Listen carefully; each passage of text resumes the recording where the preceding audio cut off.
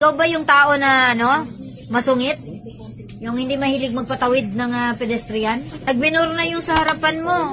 Nagiging kasalanan niya pa kung muntik-muntik mabangga yung tinatawid niya. Kasi yung kasunod, nakita na nagminor yung unahan, hindi pa maghinto.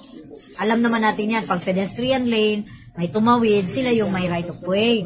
Pero minsan yung kababayan natin walang pakialam. Tatawid sila kung kailan nila gusto. Bakit sila pupunta doon ang tawirang pangtao? Ang pupuntahan nila, ayan. So dito, from here, tatawid silang ganyan. Hindi uso sa atin dito ang jaywalking. Walang huhuli. For our daily reviewer, ito yung tanong. May biglang tumawid sa kalsada nang aandar ka na. Ano ang gagawin mo? Letter A, bumusina ng isang beses at hayaang tumawid ang tao. Letter B, maghintay hanggang sa makatawid ang tao. O letter C, patrasin ang taong tumatawid.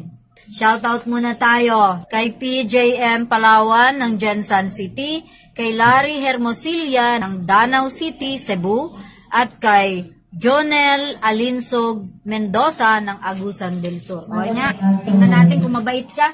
Anong gagawin mo? Ha?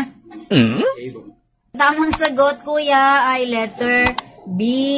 Maghintay hanggang sa makatawid ang tao.